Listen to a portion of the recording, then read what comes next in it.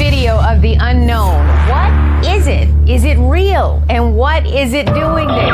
Now they're speaking out, saying there are UFOs in U.S. airspace and they need to be taken seriously. A family in Highland, Michigan believes their house is actually haunted and thinks something is harming their little girl. They're unidentified in U.S. airspace. The U.S. Navy has finally acknowledged that videos appearing to show UFOs flying through the air are real. I'm Todd Bates. I've been investigating the paranormal for years, yet still have no definite answers. Join me on this mysterious journey as we discuss all things paranormal, right down to the little gnomes. Why do millions experience these mysterious phenomenon, yet we have no proof? Welcome to Haunted Voices Radio, where I try and gather the pieces that may one day form yet another puzzle.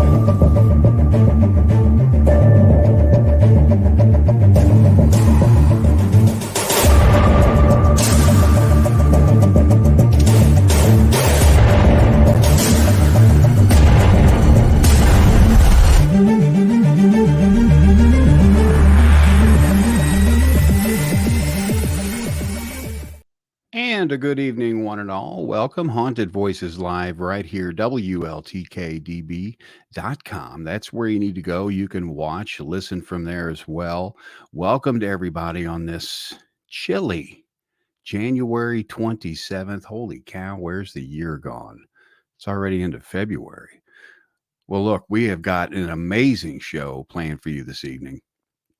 None other than Mike Ricksecker is going to be joining us here in just a moment. We're going to be talking shadow people. We're going to dip into some aliens, some civilizations. We're going to talk about the Alaskan Triangle if we have some time. I mean, the hour flies by. It really does, folks. You know that as well as I do. Just a few quick announcements. We got some upcoming guests coming up for you next month. Now, be sure and tune in next week. We're going to be having Ryan Stacy on. We're going to be talking some aliens with him as well. After that, following February 10th, we're going to be having Jacob Rice and Mike Morin on Ghostly Activities, talking about some of the films that they've made and so forth. Also coming up, February 17th, Mr. Eric Freeman, paranormal investigator. We're going to get down to some investigations and things with Mr. Freeman as well. And February 24th, we have author medium Vanessa Hogel is going to be joining us as well. So welcome, everybody. Those of you just joining us here, hi, Corey. Be sure, post your comments over there, post your questions and all the fun stuff over there for Mike. Just a little bit about him here. I'm going to read a little bit of his bio. It's amazing. He's written 8 books, okay? Paranormal based. This guy knows his stuff. He's a filmmaker, an amazing series, The Shadow Dimension. Check it out. I watch it on Tubi. It's awesome. And there's some news about that coming up. We're going to be talking about as well. But Mike Ricksecker is an author of the American best-selling A Walk in the Shadows, a complete guide to shadow people, 8 historic paranormal books, and Alaska's Mysterious Triangle. He's appeared on multiple television programs, including Travel Channel's The Alaska Triangle, History Channel's Ancient Aliens. That was recently here as well. Great performance there. And Discovery Plus's Fright Club, Animal Planet's The Haunted, Bio Channel's My Ghost Story, and more. He produces his own internet supernatural-based shows on the Haunted Road Media on YouTube channel, and is the producer and director of the docuseries The Shadow Dimension we just talked about, available on several streaming platforms, of course my favorite being Tubi. And none other than taking the moment is what we're going to do. And we're going to take a short break here. And when we come back, Mr. Mike Ricksecker is going to be joining us. Stay tuned. More Haunted Voices on the way.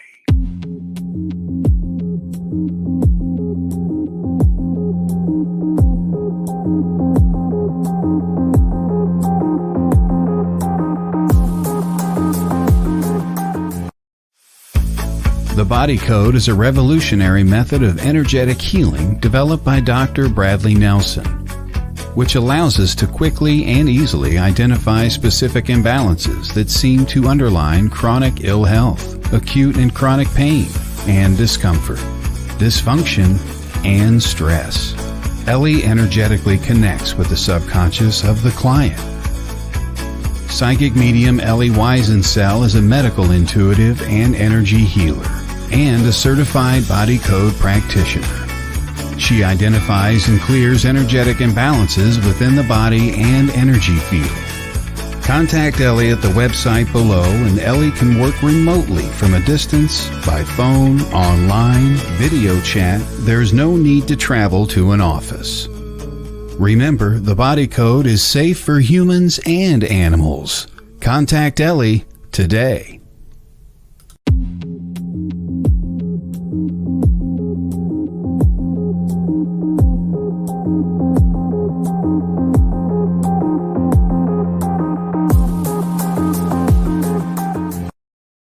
Top of the hour, you're watching Haunted Voices Radio Live right here on WLTK-DB. And without further ado, folks, I've kept you waiting long enough, right? Mr. Mike Ricksecker, thank you so much for taking time out of your busy schedule. My goodness, it's late over there where you're at. Yeah, it's a little bit after 11 over here, but thank you so much for having me. Oh, it's my pleasure. It's great to have you. So many things to talk about. My goodness, you're a busy man. There's a lot of things going on in your life. We're going to get to some upcoming events and things you have coming up as well. But one thing I would love to talk with you about, you are the go-to for shadow people. And you wrote the book on it, literally. Tell us what led to this experience, the journey to the paranormal, the shadow people. Yeah, the book, A Walk in the Shadows, A Complete Guide to Shadow People. That was my first real significant paranormal experience. Goes all the way back to, when I was about 8 years old. And, it's kind of, the outset of the story is, it sounds like the typical story you hear of. You wake up in the middle of the night, you see this tall, dark shadow standing in the corner of your bedroom. Mine's a little different, though. Now, of course, at that age, 8 years old, I'm not thinking shadow person or anything like that. I'm thinking that, somebody's broken into the house. Sure. They're there to steal something, or what I was thinking at the time, they're going to murder me. That's what you think at 8 years old, right? But it did get physical with me. And what it did, I'm trying to scream, of course, because I'm frightened, but my mouth opened up. Nothing came out because I'm just too frightened. Came up to the bed, leaned over. I'm staring into this blank black face. There's nothing there. No eyes, no nose, no mouth, nothing. It's all just dark. And grabbed me by the wrists, crossed my arms across my body, and then ran off down the hall, of all places, into a closet. I have no idea why I ran in there, but there's where it went to. Finally found my voice, found my legs, went running off to my parents' bedroom, and they're trying to calm me down, console me, trying to tell me I just had a bad dream, but I was awake for this whole thing, and that was my first significant experience with a shadow. And I've had several other experiences with shadows after that. My goodness, that early of an age, I mean, things have to be going through your mind. Now, the shadows themselves, if we could break them down, there's controversy with them as well, that all of them are demonic or bad. Some say they're low energy, trying to manifest. That's the only energy they can manifest. Let's break down the shadow people, their appearances, and the differences, Mike. But this is only an hour-long show, so let's see what we can do here. Because, it's kind of... it's a misnomer with that. A lot of people say, they're the darkest of the dark, the evil, the most all evil of, paranormal entities. And that's just really not the case. I get really simplistic with it. And I'll say, look, same thing with humans. Some humans are good, some humans are bad. Same thing with shadows. Some shadows are good, some shadows are bad. It really depends on the shadow's agenda, because these are a variety of different things. I'll get asked the question a lot, okay, what is a shadow person? And again, it's like, well, how much time do we have? Because they could be a lot of different things. There's no one straight answer, and really it has to do with the way the energy from this entity is manifesting and resonating within our dimension, and the way our eyes are able to perceive that, because we only see into a certain spectrum of light. So, some of these are human spirits that can't fully manifest as an apparition, so they come off as a shadow. Some of these are extraterrestrials. Some of these are interdimensional beings. Some are light beings. Some are astral projections. There's like a whole laundry list. Some are time slips, and some of these, you know, like doppelganger stories that you hear of are actually time slips, and you hear of sometimes a doppelganger story associated with shadow entities, which is really fascinating. So these are a variety of different things. Yeah, that's amazing how the world perceives them, how investigators perceive them, how they have evolved over the years. There's a lot more research being drawn into them. It's amazing. Yeah, Live from well, the Czech Republic. oh, there we go. Nice. Czech Republic. That's great. Yeah, it's people tend to fear what we don't understand. Mhm. So that plays into it as well.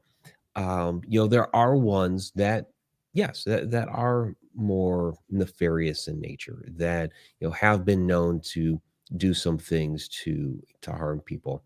But it's not all of them. And so I think that becomes a bit of a problem area when you have somebody. I don't know, you could be on a paranormal investigation, and somebody just and I've seen it happen where they create a bunch of drama because they saw a shadow, and now they're saying, "Oh, there's a demon here, we need to get out." Right, right. No. If all we talked about him before the show, Carl Johnson. um he's been working as a demonologist for 50 years. He's And amazing. oh yeah, absolutely. Absolutely. I've known him for, probably a good 12 years now. And when I had him on my show a couple of years ago, one of the questions I threw at him was just like, Carl, I've known you a long time. This is, this is what you do. We've worked some shadow cases. He was part of my docuseries, Shadow Dimension. And I asked him, when was the last case that you would actually that you actually deemed demonic? This is what you do. This is what you specialize in. And he said, Mike, the last one that I actually deemed demonic was the case that we were on in Edmond, Oklahoma, that we filmed for the television show The Haunted. Now that was Mhm. back in 2010. So here's a guy. This is his specialty.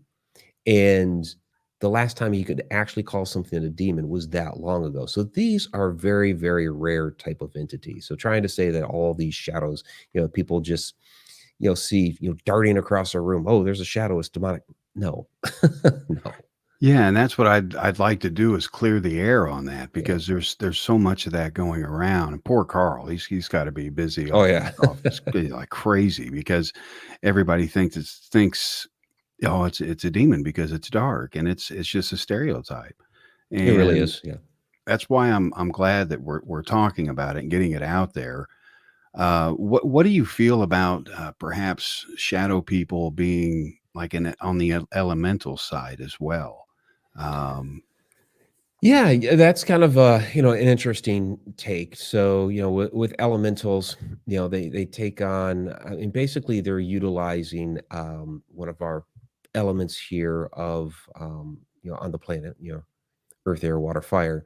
And usually they're, we kind of see a bit of a crossover, more like earth type elementals. Well, I shouldn't just say that though.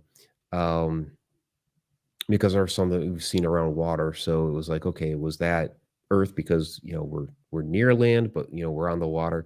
And it really comes down to, okay, this is some sort of interdimensional being. Because when you get like to the heart of what an elemental is, okay, something that wasn't human.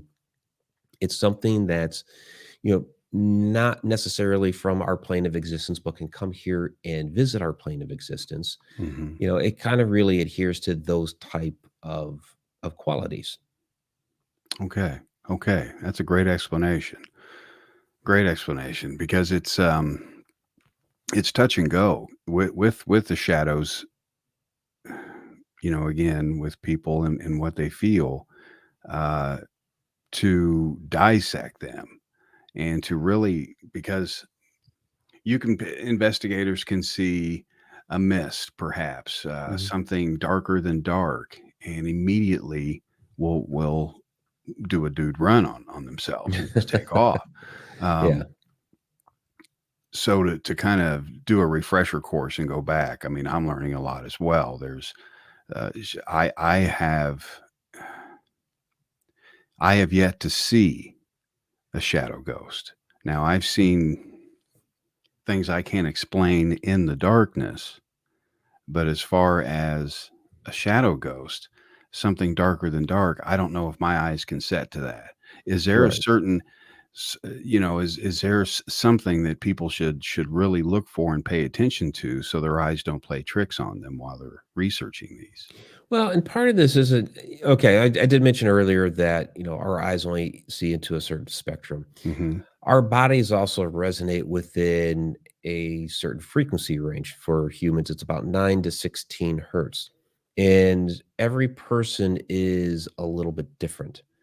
So, you'll have a spirit or a shadow person or some sort of entity that's manifesting within the room, and their frequency is resonating, at a certain degree. So you take into account, okay, you're resonating at a certain frequency, they're resonating at a certain frequency. You might not quite really be in tune with them. And so, maybe this is why you only see it. Some people would see it as a shadow. Some people may see it as an apparition. Some people won't see it as all at all. Hmm. Um, so this is where, I get into that. This is why some people will see like more shadows and apparitions and others see more apparitions and shadows. And that's because of the frequency that their personal resonance is vibrating on. Right. It could be like a lower frequency, perhaps. It's easier for them to manifest something black or dark Mhm. just because there's no light, which organized places make us feel like there's always this bright light with some kind of spirit or something angelic. Right. And just because we say lower frequency, that doesn't mean evil. Lower It's entity. right. Right. But a great example is we were running an investigation. It was after a Paracon that we put on, and this was at the Mineral Springs Hotel, Alton, Illinois. And there's just a handful of us left. We were investigating the top abandoned floor of the hotel, and we were in the one corner room known as Pearl's room. I'm just doing an EVP session over there, and all of a sudden we start hearing some noises come from out in the hallway. So go out there, taking a look down the hall, and all of a sudden from the end of the hall, we're seeing this black smoke start to billow forth. At first you're thinking smokes or fire, but you don't smell anything, and there's no alarms going off. So you're watching it. It's coming closer. It's coming closer. Starts doing something very unusual. Starts to creep up the wall on the right-hand side of the hall, creep back down, creep back up. All the while it's coming closer and closer. Finally, as it creeped up that wall on the right-hand side, it morphed into the apparition of a little girl. And we all saw her a little bit differently. So I saw her like fully formed from her head down to about her knees, and she started to dissipate away. Others saw her like fully formed at the feet, and as it went up to the head, started to dissipate away. And this kind of adheres to that idea of us all kind of vibrating in a little bit of a different frequency. That's pretty amazing. That's a pretty amazing experience. They can actually, I think you talk about that in more length on the docuseries. I do, yeah, Yeah. and I have an interview there with Tom McNicholas and Nick Moulet, who were both there at the time that happened, and they, Tom kind of saw it a little bit more like I did, and Nick saw it a little bit more of the other way. So it's interesting to get their different takes on it. It's great. Yeah, it's great. And let's talk about that because I don't watch much television, Mike. I really don't. I'm kind of a hermit. But I watched the series and Thank it you. is, I've got to say hands down, great work with that, my friend. Great work. I appreciate that. Thank you. And it took place at the Conjuring House. Yeah, the first 4 episodes we cover a lot with the Conjuring House. Yeah. And that place is controversial in itself, but I want to hear more about your experiences there. What your take is, what your final thought would be on the Conjuring House as far as an investigator standpoint. What do you think, Mike? There's definitely an energy there. Mhm. And I believe that I've narrowed it down to the well room there. I mean, it's for one, it's sacred land. It's on Native American land. So there's always going to be, type of energy associated with that. Um, but the way this room is constructed, you have an open well into the floor that has water in it. The room itself is constructed with uh, limestone walls, and then they're capped with granite blocks. Oh my goodness. And so this is like a perfect little power plant. This is like what the ancients used to do. I'm about to go to Egypt here in just over a week, going back again. And Oh, that's the way they constructed their materials. It was, the pyramids are made of limestone. The Valley Temple there, right by the Sphinx, the interior walls are limestone, and then you have granite on the outside. This is their construction material to create these ancient sites of power. And of course, with granite having, the consistency of it being 55% quartz, of course, that's harnessing the energy, even more powerfully than the limestone. And then of course you have water down there as a conductor of electricity my inside the well. goodness. So, and if you look at a lot of the things that happened within the house, now things happen throughout the entire house, but the more significant things happen basically straight up from that well room. Vortex? Yeah. I Yeah. mean, without a doubt. It's harnessing vortex energy. Absolutely. Yeah. And with the basement, now how old is the home? I'm curious. Do you know off the They top? don't know an exact age. It dates back into the 1600s, and so 16. they have estimates on it, but nobody really knows for sure. They're like in 1630s, maybe 1640s. It's old. Yeah, I mean, there's with the house, with the haunting itself, what are some things that because a lot of people want to visit that, they want to Mhm. investigate, they want to research it. Yeah. What's some advice you would give them, Mike, going in there? I would say be open minded. Don't be frightened. It was the day I was there, it was actually pretty quiet. I did have something happen to me with it. It was the second floor, Andrea Perron's old bedroom. I had a moment there where I started getting like really lightheaded in a spot that's been known for many things to happen. Um, but that was it. That was the only thing we experienced that whole day that we were there. So yeah, don't be frightened. Keep an open mind about it. Um, realize that a lot of the things that go on there are, it's history Mhm. that's playing out. The spirits that are there have been there a long, long time. Um, they've seen and known a lot of people. Some of them are, Andrew's book is called House of Darkness, House of Light for several different reasons. And sure, there were some nasty things that happened there, but there were also some very nice spirits that hang out there as well. So you have a mixed bag. And you find that at a lot of different places as Mhm. well. I'm sure you've run into that during your investigations, the different personalities. Um, there's a lot of new researchers that listen to this show. Mhm. A lot of new people listen to this show, and the field over the years, we can kind of switch gears into that for a second because I'm curious about a few things. Your take on investigations going in. You have a new researcher. Um, what's some advice you would give them as far as common sense, tools, things of that nature? What's some advice you would give them? They don't have to go out and buy all the bells and whistles. Right. Yeah, exactly. Keep it simple to start with. Um, it's kind of the way I started, kept it simple. Okay, camera, digital audio recorder, um, notepad and pencil. Actually, I don't think a lot of people think to remember to bring notepad and pencil, take some notes, flashlight, just kind of the basics. And, over time, I built up this arsenal of all this, wonderful equipment. And then after a time, it's like, I don't need all of this stuff, and brought it back down to more simple forms. You know, our greatest tool, and this is what I tell everybody: your greatest tool is your body. You know, your five senses, and of course, you know, the sixth sense. That's your greatest tool.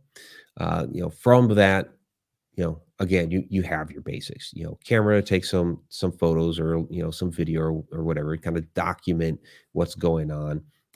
Digital audio recorder, just in case, you know, you pick up an EVP somewhere. Also, it helps for documenting the case, because there may be something that happened and you're wondering, I remember that experience. When did that happen? And usually you're not running a camera throughout the entire investigation, because you just run out of, you know, memory on your cards. But usually you are running the audio the whole time. So that really helps when you're trying to figure out when something happened. You're trying to timestamp something. It's like, well, it's right there on the audio. So that's really helpful. And same thing with jotting things down. You know, that and that's you can use that in correlation, you know, with the audio. You can jot down, okay, you know, I experienced this, or this happened in this room, or we heard a sound over there in wherever at this time. Jot that down, and then you can go back over your audio and see whatever that was, or hear whatever that was. That's amazing advice. It is. And it's the little things. The little things matter.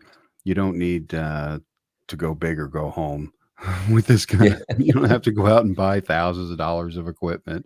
You know, and it's and we've done that. And what's funny is yeah, we used to set up like 10 cameras all around, you know, a house or whatever, run all this cable. Now everything's wireless, which is great. We used to run all kinds of cable all over the place, it was string everywhere. up these cameras, and then you would have all these hours and hours and hours of watching footage later for maybe one thing. You know, and usually we'd get nothing on any of those cameras that we'd set up. So, at, you know, ROI, what's your return on investment of that? We would get you get more with just, you know, your audio recorder, or you know, a couple of snapshots, or just, you know, a basic little, you know, handy cam, you know, than all the other stuff that you're putting up there. Keep it simple like that. Yeah. I like that, and it does. It makes a big difference. And Jamie Lynn, she's asking, if Mike could investigate and explore with anyone, alive, dead, celebrity, or not, who would it be? Hans Sulzer. I grew up reading his books. Oh my goodness, that would be amazing, wouldn't it? Yeah, that was yeah, one of my influences, early influences. When we moved from Massachusetts to Ohio when I was 13 years old, my mother bought for me the book Yankee Ghosts as a like interesting way to remember a part of the country that I'd lived in for 10 years.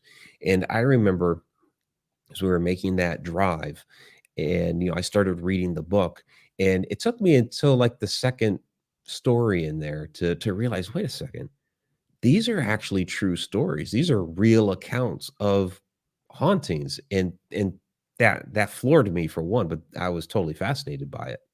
It's amazing. It's amazing. And his daughter lives true as well. Oh, she doesn't. She's a part of the Shadow Dimension docuseries. She's in some of those episodes. Alexandra's amazing. She is, yeah. Now we've got another question here. I'd like to become a better researcher. What type can be offered if you don't have access to a local historian and don't want to spend tons on sites online?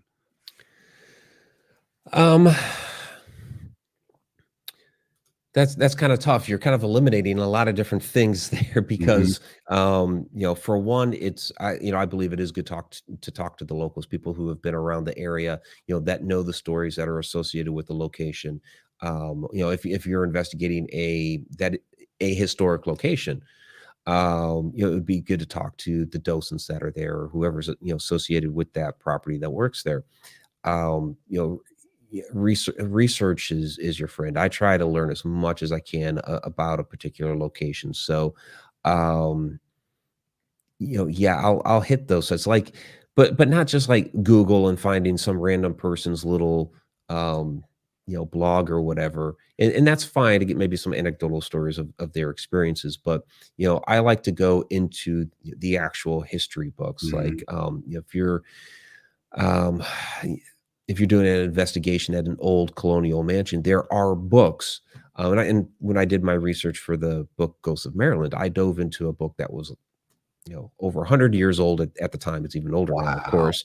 That it was called Colonial Homes of Delaware and Maryland. And so, I was just trying to get some history of the house, so I could talk about the families that had lived there and all that. And this was Mount Pelier Mansion. No, it was Mount Airy. It was Mount Airy Plantation. I'm sorry. And so as I'm reading through the history of Mount Airy Plantation, which actually it has stories about George Washington. His stepson was married there and things like that. So all of that was fascinating. Oh, nice. But it also had an account of a young woman who I came across in other research for the house that said that there was the ghost of a young woman who was still pining for the love of her life that she couldn't have in life, and that she had died there. And so, as I was reading through the history of the family, I found her story. And I didn't have a name to go with it before or anything. I just had like this little snippet, this little one-liner, Whoa. and her full story was right there in this old book that was over 100 years old on the history of the mansion.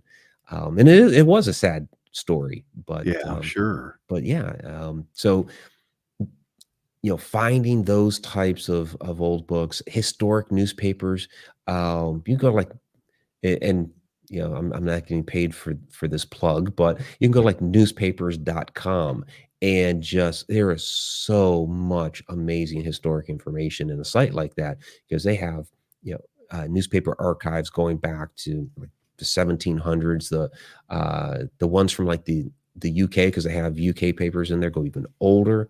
So My yeah, goodness. there's a lot of great information out there. Newspapers.com. That's Mhm. no, that's good info. And there's something I used back in the day as well. I was looking because I like to get I always like to get the names Mhm. of and I'd go to the clerk's office. You can get an abstract. I think it's like 10 Oh or yeah, $20. yeah. Or you can go to the and yeah, if that's great. I'm happy you brought that up, because yeah, one of the first things you want to do if you're doing like a residence, like somebody's private home, Mhm. yeah, the county assessor. You can get like all the the historic tax information. There will tell you all the different people who own the home. And so once you have all those names, you can start doing historic research Yeah. on those families. That's where the fun begins. Yeah. That's where the fun begins, putting the pieces of the puzzle together, perhaps. Mhm. Yeah, it's amazing. And it's great. People are accepting, they're getting the good news. That's good Mhm. stuff. There's just a little bit of time left, Mike. You've got a lot of things coming up here. You've got a lot of I want to turn the mic over for you here for a little Okay. while. I want you to get out what events you have coming up. You're going back to Egypt here soon. I mean, I am just drooling. That would be absolutely Yeah. amazing. What do you got going on? Yeah, and if you do wanna join us for Egypt, I mean, it's too late now for that one, but, we are in the preliminary stages of putting a tour together for next year. Probably be in the spring sometime. We're thinking maybe April, but we don't know an exact date yet. So that'll be coming up. I do have an Alaska cruise tour that's coming up here September 1st through the 8th. So to venture into the Alaska Triangle, you can come along with us for that. So you can find all that information on my website, mikericksecker.com. I also have an online learning platform called the Connected Universe Portal. We do weekly classes out there every Wednesday. I have behind the scenes and sneak peek videos of things like the Shadow Dimension, other projects that I'm working on. Like we have monthly Q&A videos. We got all kinds of video blogs from Egypt. We have Ireland, the American Southwest, all kinds of stuff back there, and then exclusive articles and things like that. So it's a 30-day free trial with that, connecteduniverseportal.com. And then for events I have coming up, let's see, Parapsychon, Mansfield, Ohio, the Ohio State Reformatory. That's in May. I think that's the 20th to the 21st. I have my own Connecting the Universe event that I'm doing at the Bell Mansion in Indiana June 10th. So I just made that announcement here this past week. So Nice. yeah, if you go to my Facebook or whatever, you'll see that. You just scroll down a little bit, you'll see that right there. See what I got other things going on. Let's see, I'll be at Phoenix MUFON later this year. And yeah, a lot of things are going on. And the Shadow Dimension 2 will be coming out later this year too. Yeah, So, and that's coming out later this year. I want to get into that too. Mhm. Get that series pushed out again, The Shadow Dimension. Now, I watch it on Tubi. It's streaming on other platforms as well, folks. Be sure and check that out. My yeah, it just came out on the Roku channel. it's on the Roku now. Yeah, I think that was yesterday. Oh, The days wow. all kind of blend in together. Yeah. Hey, Just congratulations. That's thank you. big. Thank you. Yeah. So I was really, really happy to see that. Well, I knew it'd been picked up by them, oh God, a couple of months ago, but it takes them a while to get it into their system and Oh, release to it. get So everything loaded. so I've been like sitting on it, just waiting for it to finally pop up on there. Yeah. That's got to be So, nerve-wracking. yeah. Oh yeah. So no, it's exciting. The other thing, so like I just had a couple of recent interviews here on Gaia TV. So Beyond Belief, George Norrie, and then had a really nice discussion with Regina Meredith on Open Minds about shadow entities. We finished it off with Alaska Triangle stuff, but kind of like what we were talking about earlier, where they're not all evil, nasty, nefarious, and so we had a really good conversation about all that on Open Minds. So I have the direct links to that within my social media as well. So I've got to ask, yeah. Mike, what's it like to be interviewed by Mr. George Norrie? I mean, it's interesting. Because I mean, I've done coast to coast a few times here, and he asks a lot of questions that I mean, I get some standard ones. Okay, what's the Alaska Triangle? What's a shadow person? That sort of stuff. But then he will kind of throw some questions from out of left field at you, which is always refreshing. It's like, oh, okay, I haven't heard that one before. Nice. It's good. That's good. Mhm. That's a good interview. I like that. Yeah. And I can't thank you enough for taking time out of your super busy schedule to come on here for a little while tonight. Yeah, absolutely. And it's been amazing having you on. I look forward to having you back here again soon Sure. to talk about the Alaskan Triangle itself. We can take an hour for that alone. That's why I didn't want to Certainly. even scratch the surface, because it would keep them coming back for more and they'd kill me. So we'll hold that for another time, All Mike. right. And I can't thank you enough, my friend, for taking time. Absolutely. Thanks so much for having me tonight, Todd. I really appreciate it. Oh, it's been an honor. Take care, All right. Mike. Take care. Have a good one.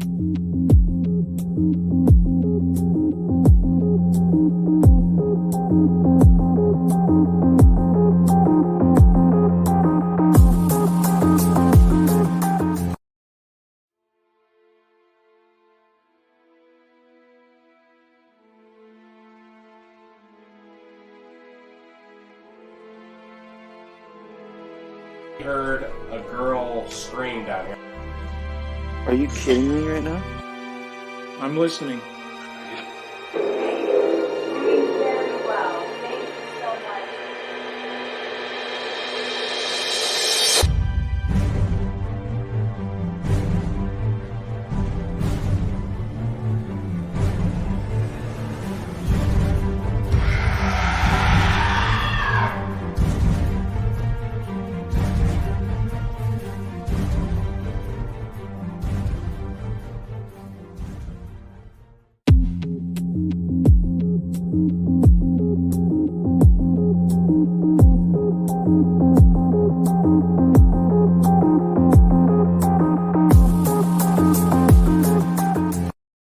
Thirty-seven minutes past the hour, folks. You're listening to Haunted Voices Live, watching it on YouTube, Facebook, all around the social media there.